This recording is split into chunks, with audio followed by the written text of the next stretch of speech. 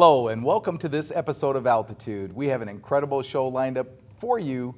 Just remember, Altitude is about you. It's for high school students and re-entering adults looking at science, technology, engineering, the arts, and mathematics as potential careers or lifestyles or pursuing education. On our show today, we have Bailey and we have Nia. And Bailey is a civil engineer. She's done an incredible work in the community, and we're looking forward to her interview coming up very soon. And we also have Miss Nia Page, who has just come back from business camp, as well as participated in a camp with a purpose over at Progressive Baptist Church all summer. So we're excited to hear what the energy that she's generating out of that particular STEM camp really resulted in. Thank you again, and we look forward to our next guests.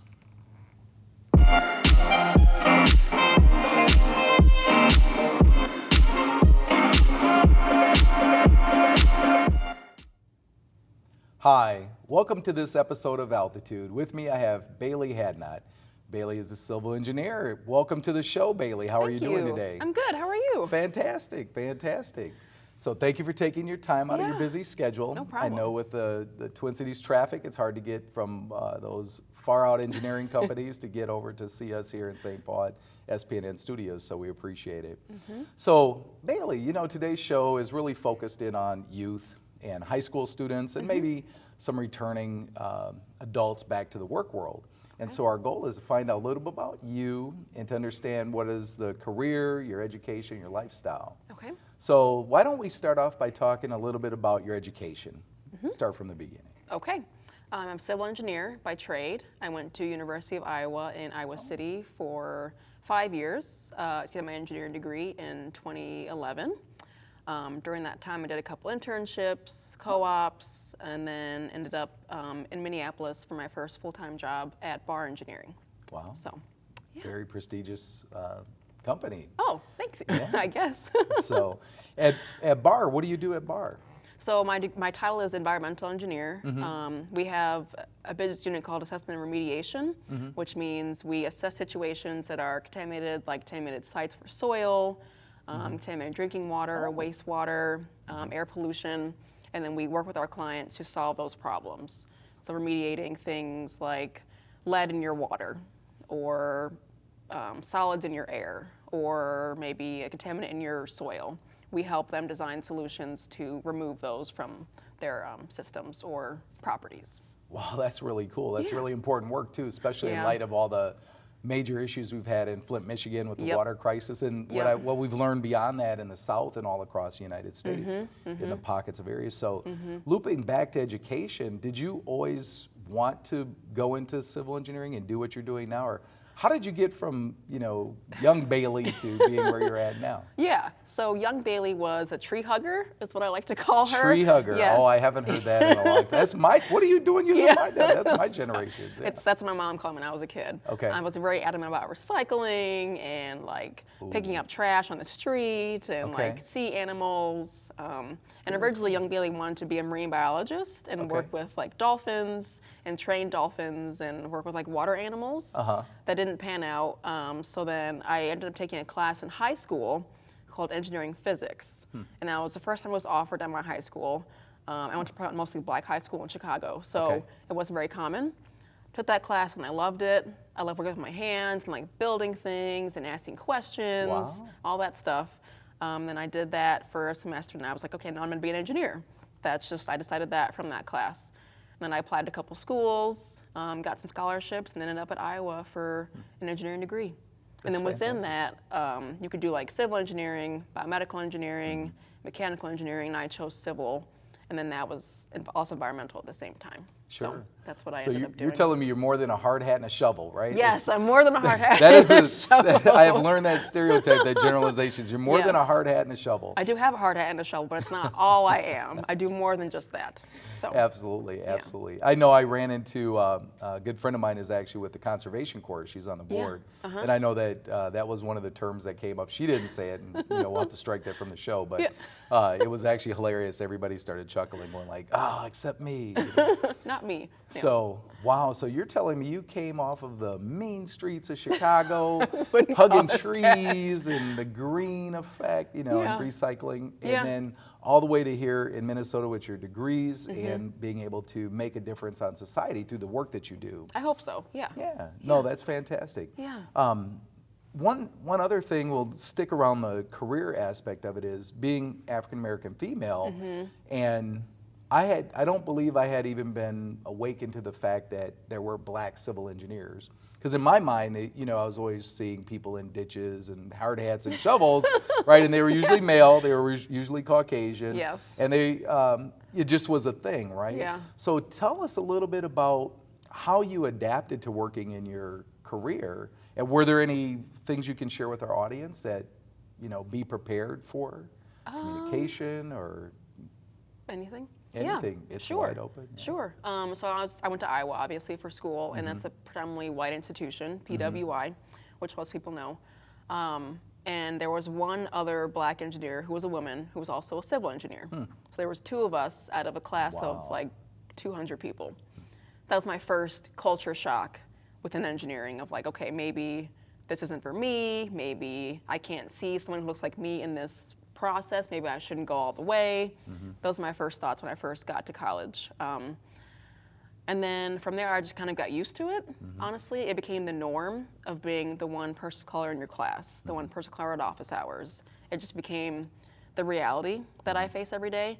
And then that prepared me for my job now, which I'm the only black engineer at my company, female, or any gender, honestly. So it just preparing for the reality. I know it's not a great reality, but that experience in college prepared me for the real world, so to speak, and how to navigate that. So, and I can relate to that from the male side of it, and being even from here, but you've done some pretty incredible things to make a change in that particular arena too. And if we'll talk a little bit about, I think when we actually first met, it was either at the Minneapolis STEM Expo or it was at Minneapolis North. And I know you were there with an organization, you can share that organization, but what you were trying to do at North. And also too, I know that you've worked, you are in a group of other female engineers and IT technologists and practitioners are trying to make a change, creating a pathway for more persons of color, female young women of color. So can you share a little bit about your work in that particular space? Yeah, sure. So in my free time, when I'm not being an engineer, I help with a robotics team at Hiawatha High School. They're called the Lobos. Lobos is wolf in Spanish. I know. So my uncle yeah, goes there by you El go. Lobo. Yeah. There you go. That's I have funny. many years of Spanish, although I can't speak a lick now. But Okay. anyway. So I'm a co-coach of that team, and they started about 2 years ago. It's mostly Hispanic and black high school, so we help them, and I volunteer twice a week, 3 times a week, and just coach them with like project management skills, how to build things, how to plan for your strategy of like how you're gonna make your robot, team coordination, team building. I help with that aspect of things. And we have engineers from Minnesota or U of M that come in and teach them about like mechanics of voltage and circuits and programming and all those great things that I don't really do, but I can help with like the management side of things. And then I also see myself as like a model for those students in those classes that maybe have not seen black engineers or engineers of color at all, and maybe like have a model for them to look up to. Yeah, So. and tell us a little bit about the organization that you belong to and been a leader in. Yes, so it's called Nash Site Black Engineers, or NSBE for short. I got involved in them when I was first in college. I joined them in my sophomore year to find that community and that tribe of people that were having the same experience that I had of being a person of color in your degree, in your class, and you're the only one. So I joined NSBE my sophomore year, and then I rose up to the ranks to be the president of NSBE for about 2 years when I was in college, the collegiate chapter. And once I moved here, I became involved with NSBE Twin Cities professionals, and then also became the programs chair of that organization, where I help run the robotics team and help do mentoring programs at the University of Minnesota, and also helped with professional development events for our members. Fantastic. Yeah. That's wonderful. Thanks. And then I think one of the most recent ventures that you have is with the Minnesota STEM Partnership and the Women in STEAM. Share a little bit about what you think the expectations and the goals are going to happen there. Yeah. So I mean, doing a great you're in job. charge of it. So Well, you're my guest though, so I have to defer to you. So. But so from my understanding, I just know that I've been called a unicorn of sorts because I'm a Black engineer in STEM, and I'm a rarity in that field. And my job within that group is to raise awareness of who can apply to a scholarship called Aspirations, I believe, that and then that gives them a pathway towards success. That's how I understand it. Yeah, no, that's perfect. Okay. And trying to identify women of color in particular, yes. young women of color from various high schools. And by the way, if there's any young ladies of color out there, I got the camera. Young ladies of color, be sure that you apply to aspirations.minnesotastemmpartnership.org. So shameless plug here, right in the middle of your interview. How horrible of me. So, but the most important thing that you're doing, I think, is actually reaching back to those young ladies. And when we first met, we were at Minneapolis. Well, when we met in that arena was with an organization, I think, Sisters in Technology. Yes. And you came in to speak with them and help coach them and have worked with them. Yeah. You and the local NSBE chapter. Yep. So we applaud you for all of your hard work. Thank you. Yeah. I think it's really important. It's necessary to do because I didn't have that done for me. And I would have liked that. And I think it's really just important to do that for the people behind me. So let's just stay in that one particular area. So if I'm a young female woman in high school and I see you come into my classroom, I don't know you, I've never met you, I might have seen you in the hallway. What should I do to reach out to you? I mean, is it okay if I just say, hey, I don't know anything, would you teach me? Or share a little bit about how approachable you are and what you would give advice to a young woman. Gotcha. Like, here's this big engineer, oh, I can't speak to them. Oh, no, it's fine. So I've had people ask for business cards. That's like usually a good tool that I've had high school kids or high school students do. They've just said, hey, like, I have questions about your job, or I have questions about how you got to where you are. Can I email you or can I call you? And I've given them out, but no one has really followed up. So I would say if you ask for a business card, for sure follow up and send them an email, or if they have LinkedIn, anything like that. It's for sure, it's a big ticket because it's not really common for a person in a professional world to kind of reach back to students and then them to follow up. So exactly, and that's you can why stick out. The work you're doing is just incredible. Yeah. So here we have Bailey, civil engineer, making all this wonderful money now that she's in her career. So we're gonna pass on the education, the career, and talk about some of the fun things real briefly before we wrap up. Okay. So what does Bailey do to have fun? I mean, what do you do with all your money? All my money? What money? So I have student loans, first of all. That's where a lot of my money goes, to be honest. Yeah. When I'm not paying student loans, I like to travel. Okay. I went to Scotland recently in May Really? to visit a friend. Did you see anybody in the little kilts? I did. Did you? Yeah, it was that's great. It pretty was cool. so fun. So I love traveling. I'm going to Hawaii in November and then going to Cabo in December to get out of the winter here. So that'll be great. I like to do outside things. I'm really into like camping, biking, hiking. Minneapolis has great breweries. I just like go to a bunch of breweries and try a bunch of beer. Not a bunch of beer, a good amount of beer. The appropriate amount based on your height, weight, and all the scientific measurements. All the dimensions that you need. We're going to have to edit that out of this particular segment. We do high school kids. Yes, No, just yes. kidding. But breweries, food trucks, festivals. Yesterday they were showing a movie in the park at US Bank Stadium. I just did that with my boyfriend. Just like being outside in the summer is my favorite thing to do because it gets long winters here. And in the winter, skiing, snowboarding. I haven't tried ice fishing, but I'm going to try ice fishing. Okay. More camping in like cabins. So really anything. Hey. And a lot of cooking too. Yeah. I like to cook a lot. So And Minnesota has such a great terrain and weather ecosystem for us to be able to enjoy all those things. Yeah. I used to be a big camper, but then the mosquito came and landed on, carried me away. So One mosquito. Yeah, one mosquito. So Bailey, fun. thank you so much. This has been a truly enjoyable interview, and I thank you for sharing your career, your education, and your lifestyle with us on this episode of Altitude. Thank you for joining us. No problem. Thank you. All right. Yeah.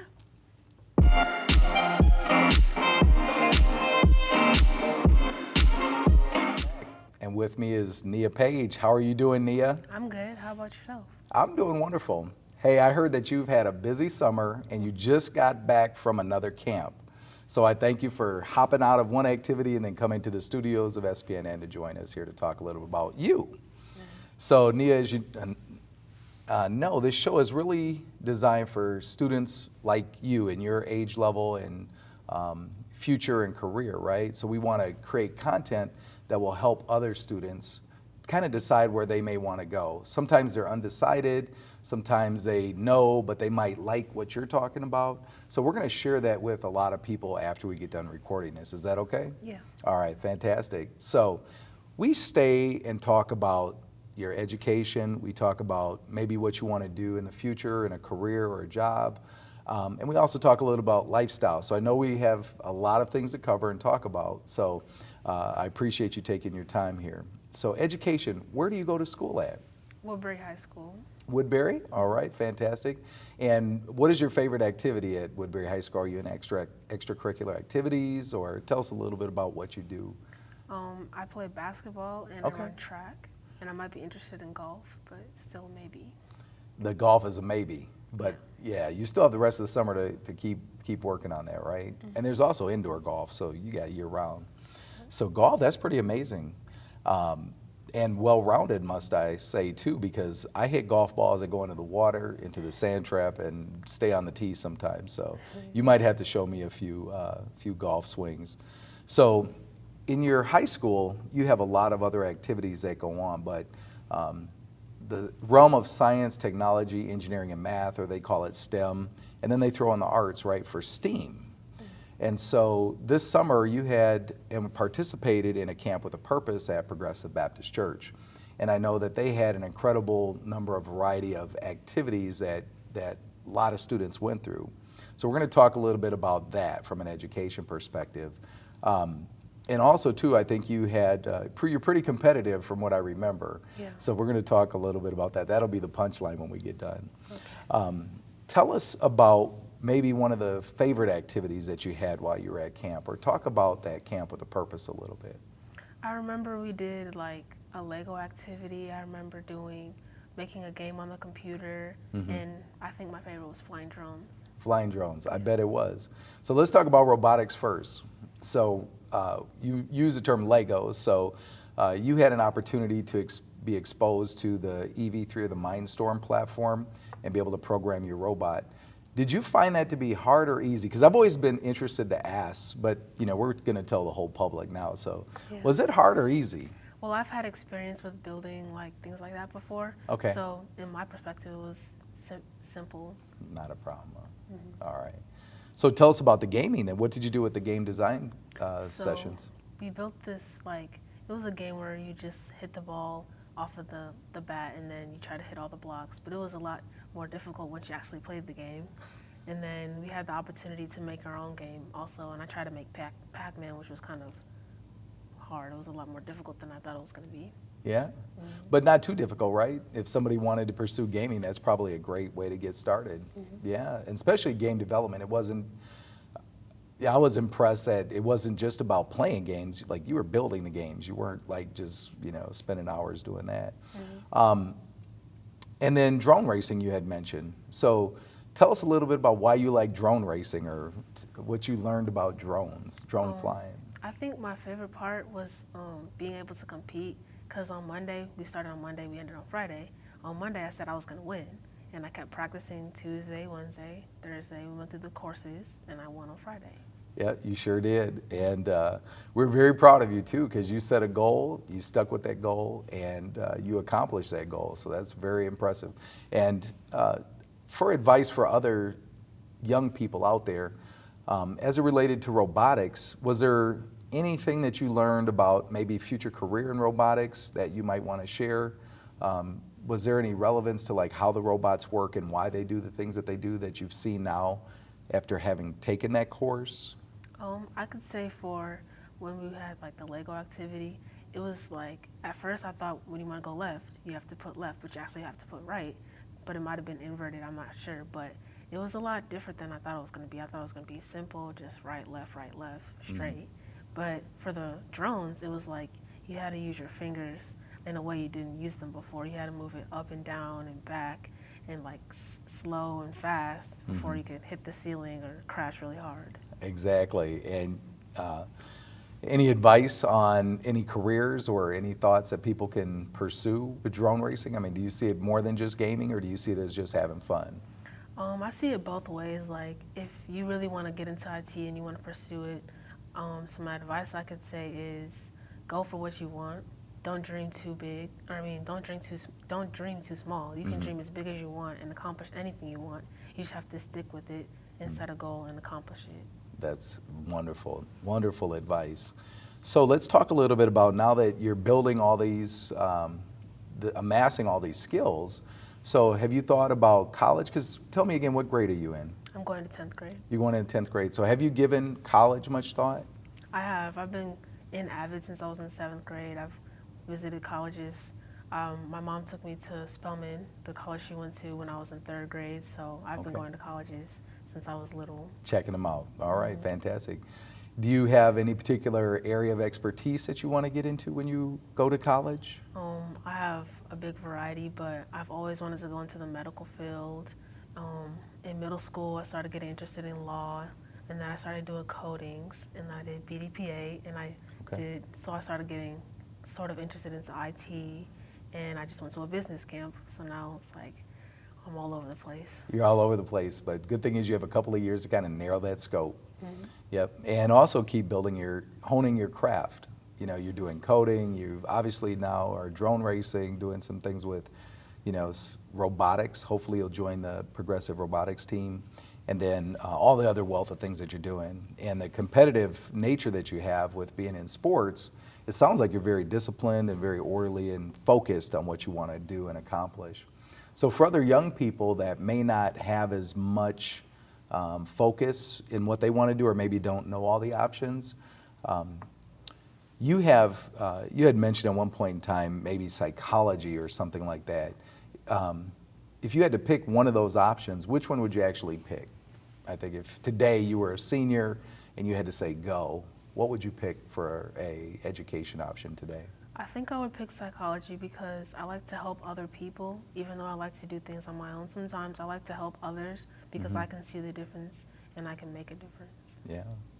You sound like a very wonderful young lady, being able to help and provide, a balance, a very technical. And do you do anything with art?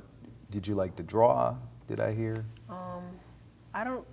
I used to like trace and draw and color, but that was when I was younger, so no. All right, well, fantastic. So now that we've talked about education, we talked a little bit about your career aspirations, and let's just have some fun and talk about like fun things, right? So what do you like to do for fun? Around like the end of 2018, I started liking making my own music and lyrics, and then I kind of hopped out of that. Okay. And I recently started thinking about starting my own business, but I'm not very sure like where I want to go with that. I kind of just went to the business camp and was like, maybe I can do that. Yeah, you can. Are you at liberty to share what type of business you'd like to go into, or you want to keep it on the low until you bust out with it and make all this money? I guess I could share. Like I like shoes and stuff, so I went to this. It was like a presentation. I don't remember what day it was, but I remember it was about history, and this kid came from a different state in the South, and he had shown that he takes shoes and he recreates them and like spray paints them. And I didn't want to steal his idea, but I thought it was cool, and I had seen a couple YouTube videos of people who take really, really nasty muddy shoes and make them brand new like they're from the store. So I think I could do something similar, but not exactly like what the YouTube videos and the other young kid did. Oh, sure. So is YouTube a very common place for you to go get ideas and research business so ideas? I use YouTube to like, if I don't know how to do something, I could just look it up real quick and find a way to do it myself. Sure. So anything else that you like to do for fun? I like to go outside and be active, hang with my friends. Okay. Yeah, that's good for a 10th grader. I mean, that's what you should be doing. You should be enjoying it. So, Ms. Nia, I thank you for taking your time out of your busy schedule. Thank you for just coming right from business camp over to the studios of SPNN and sharing your time, your talents, and your energy with us here. So, thank you very much for joining us on this episode of Altitude.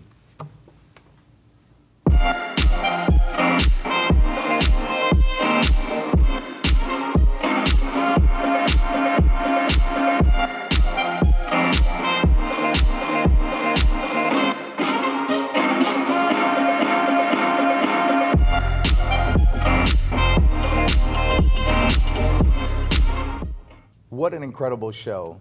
Hearing Bailey's work in the community in the north side of Minneapolis, working for a major engineering company, and a tree hugger, a term that hadn't been heard very often. We also had young Nia Page. Nia is a very competitive sports person, but we're looking forward to seeing her with a bright career. Keep in mind that shows like Altitude are here to provide you the opportunity to see what others have done and what they've decided to do with their education, their career, and what they do for fun in their lifestyle. Aspirations, we had these two young ladies here. They're both involved with a program called Aspirations, supported by the NC WIT organization. So if there are any young ladies, persons of color that are out there interested in the Aspirations program, please be sure to sign up at aspirations.minnesotastempartnership.org. We're also looking for mentors. Mentors can sign up there and also register if you want to help and support these young women as they move forward into their careers. There's a lot of options and opportunities and work that they can do in the community to make our life much better. Thank you for joining Altitude, and we'll see you next episode.